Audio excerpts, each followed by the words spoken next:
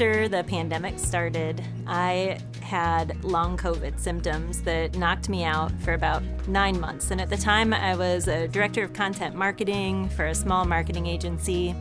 I absolutely loved what I was doing. I loved my team and everything about it.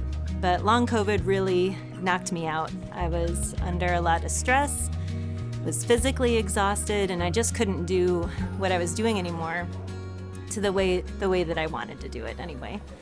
And so after a lot of debate, a lot of prayer, a lot of time considering, I decided to resign from my position as a marketing director. And it was really, really hard. I thought that was the thing that I was supposed to be doing. I thought I was going to retire from that company. But life and God had other plans in store for me. I started working as a freelance writer. In fact, the opportunity came to me just a couple of days after making a decision to resign from the position that I was in. And I had always dreamed of being a freelance writer or being a full-time writer. I went to school to be a creative writer over 20 years ago. I had bounced around from higher education to administration and then into marketing full-time, which was, like I said, super fun. But always in the back of my head, I thought if I could do writing full-time, that would be absolutely amazing. And so just 2 days after I decided in my heart and with my husband that I was going to resign from this job, I got a call asking if I'd be interested or if I knew anyone who would be interested in being a freelance writer for this publication, which is called Root and Vine News. And they publish material about faith and science and where the two intersect. And I couldn't believe that this was happening to me because I loved talking about God and I absolutely loved science. And to have these two things come together in this really mystical way at this specific time in my life was just amazing. I was so excited. So fast forward a couple of months and I started working as a freelance writer for this publication. I was still doing some marketing work for my former employer as well, loving what I was doing and also having plenty of space to recover from my experience with long COVID. It was a long, long journey, but finally I started to feel a lot better. And about 18 months after I was living my best life, an opportunity came up to go back to a job that I had had formerly. My background, for you to understand where I'm coming from, I grew up in a very German farming community where hard work was the name of the game. And at this point, I was like, man, I really love what I'm doing. Get to spend all this time with my family, do all of this writing at my own pace. It's just the best. And I was like, man, maybe I should put my big girl pants back on and head on back to the corporate world. I think I need to go back to work. And so I decided I was going to jump back into this 40-hour-a-week job.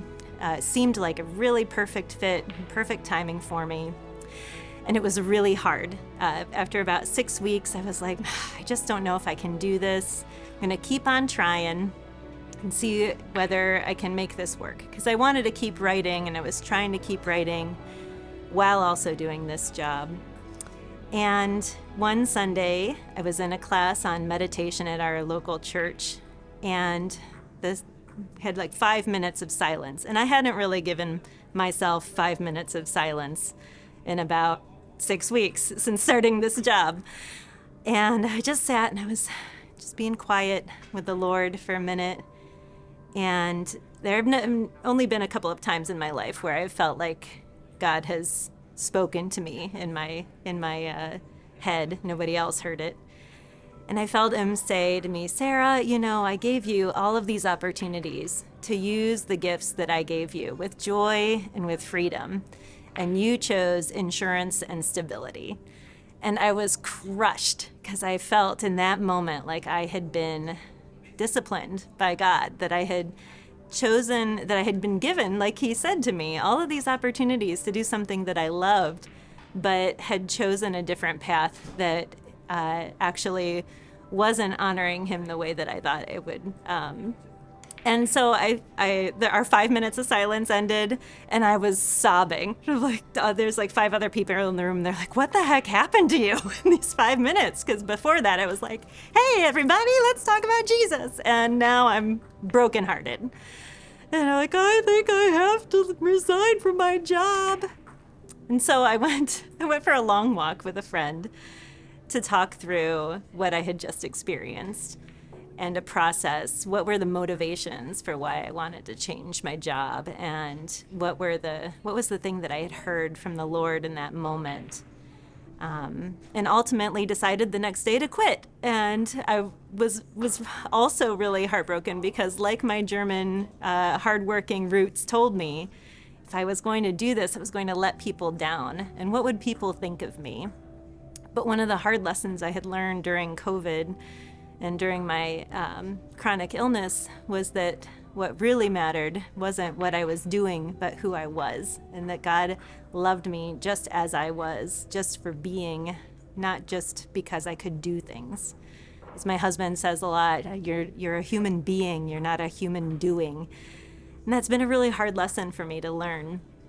And also to learn that the Lord has good things for me, and to lean into the opportunities and gifts that He's given in order for us to experience joy, and that a life of obligation and responsibility doesn't also have to be joyless. There's freedom in Christ, and there's freedom in the opportunities that He gives us, and more value just in stepping into those opportunities, even if they're frightening, even if you have to step out, even if they're frightening, even if there are risks involved and you don't know what the future is going to hold.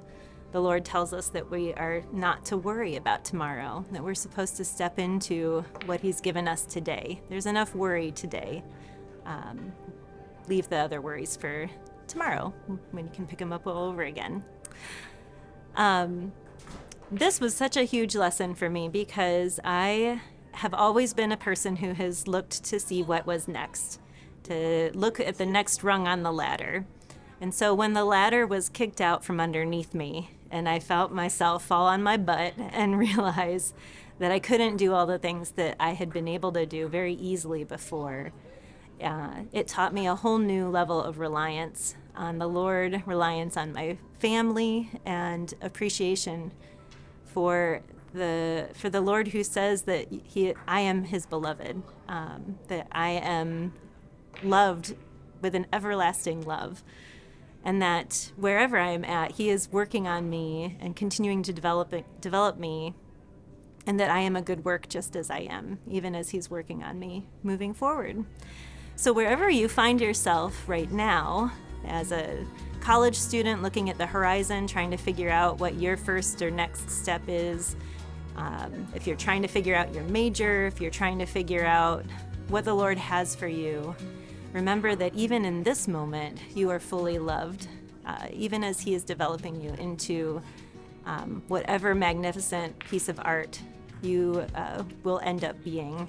You're all work in progress as you are moving along.